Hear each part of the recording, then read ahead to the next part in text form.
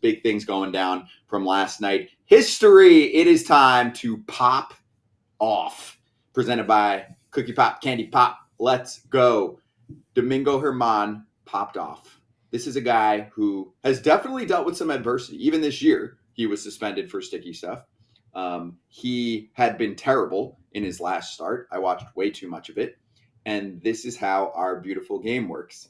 Shows up against the Oakland A's and has a perfect game watch running that he said he was pretty much paying attention to from the jump. There we go. And Kyle Higashioka, who I know Erik Kratz will shout out, doing a great job behind the dish, said he probably started thinking about it in the 5th inning. And here's the other X factor, AJ, popping off with a heavy heart.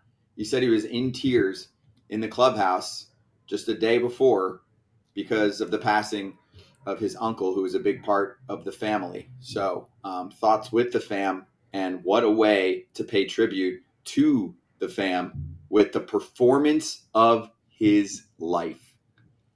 No doubt. And congratulations to Domingo German. And I always like to give the catcher love, Scott. I mean, Higashioka, way to go, man. Listen, to somebody that's caught one of these things, Kratzy, it's a nerve-wracking as all get out.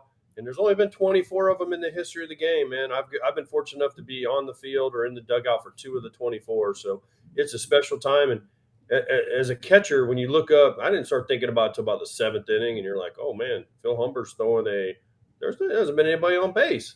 Because you see the 0 in the hit, and then you start thinking, man, there ain't nobody been on base. So, we might actually do this. And you get to the 9th, and you are as nervous as I've ever been on anything I've ever done, because you do not want to put the wrong fingers down. You don't want to screw it up. And when it happens, it is just the greatest feeling of happiness and at the same time relief, because you made it through it. I feel like Scotty Braun here. Never done it, but watching and listening to you say you don't want to put the wrong fingers down.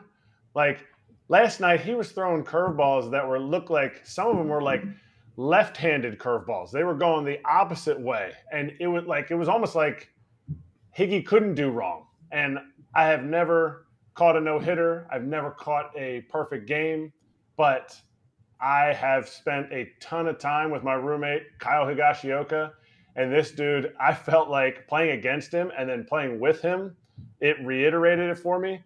I feel like he's always there, being able to throw a no-hit, call a no-hitter, catch a perfect game, because, I mean, perfect game, it's a little bit tougher, but he does such a great job of helping pitchers through lineups that he makes really good pitchers great, average pitchers really good, and there's so much credit that goes to him. But man, for Mingo to come back from his last 15 earned runs in his last 5 innings pitched. Now, granted, he gave up a 10 spot the last time in Yankee Stadium, but tonight or last night or this morning, whenever the game ended after midnight East Coast time, it was awesome, and he is such a cool thing to see. It's only been done 24 times in Major League history. There are no hitters, and then there are perfect games. And the Yankees thumped the A's 11-0. Pitchers to throw a perfect game against the A's. Domingo German and Cy Young in 1904. Wait, Boom. I have a question, Scott. Does it count for you? I knew you were going to say that. I knew you were going to say that. AJ, can you give the A's just like a slice of credit one time? Me? These are Major League ball players. Come on, AJ. Yeah, come on. Unbelievable. I feel like I can get on AJ a little more today. Your voice, you're losing it a little bit, dude. I know, dude. Listen, I'm in Nashville. The NHL draft was last night. Some of the boys were hanging around after the draft, and it got a little loud. I'm not going to lie. Karaoke. It got a little loud, but you know what I had? I had my phone. And I was sitting there on my phone. I had it like this, and I was watching I watched the last 5 outs of Domingo German in one of the honky tonks here.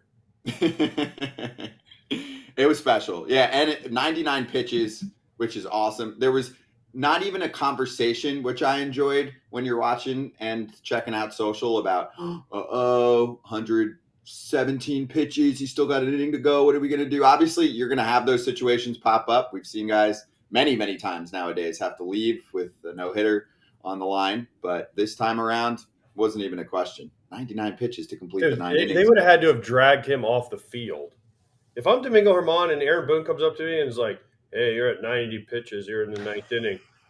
Nope, Aaron, we fighting. Nope, not Slap him happening. in the face. Yep, pretty much. Yep. Pop off, Higgy, baby. if I'm Higgy, I'm absolutely just blocking Booney out or Matt Blake out, pitching coach. No shot. You're not going to talk to him about his pitch count. I don't care if he's at 103 right there.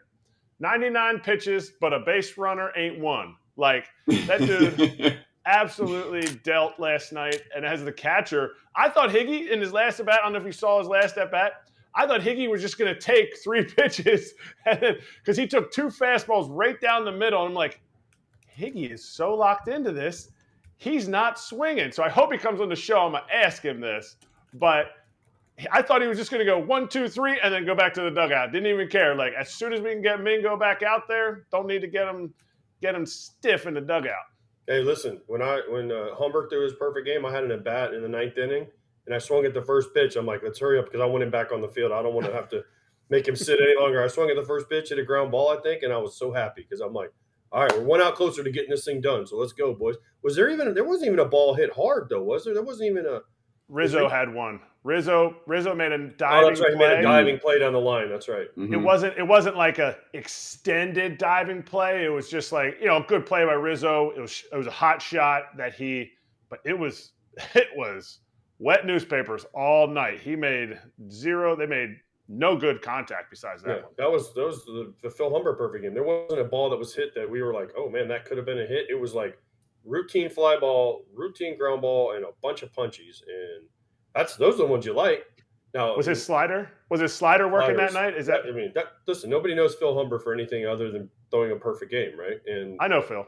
Well, I mean, yes, but he's a great dude. But I mean, also now you talk about it, and we talked about Domingo German. I mean, 8 2/3. We went with you, Darvish, and a ground ball went through his legs for a base hit. Marwin Gonzalez. I still hate you for it.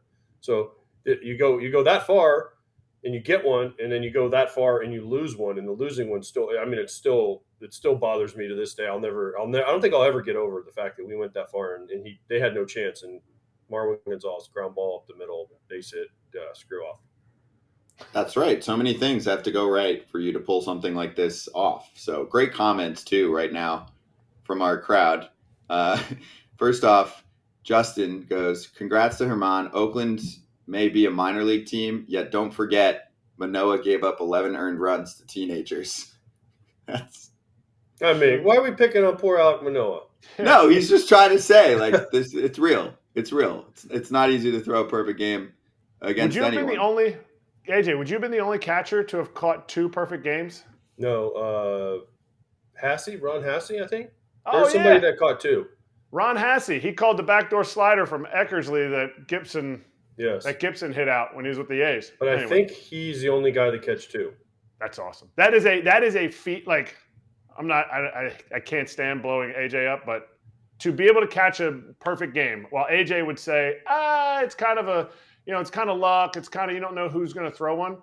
To be in those situations twice in your big league career, 1, longevity, 2, and more importantly, you know what you're doing out there. Yes, you have a pitcher that's absolutely filthy, but you know what you're doing out there. Veritex got 4 no-hitters. Buster Posey's 3. Carlos Ruiz 4. Like, you don't just happen upon those things. John Jaso doesn't normally call a very good game, but he caught Felix Hernandez's.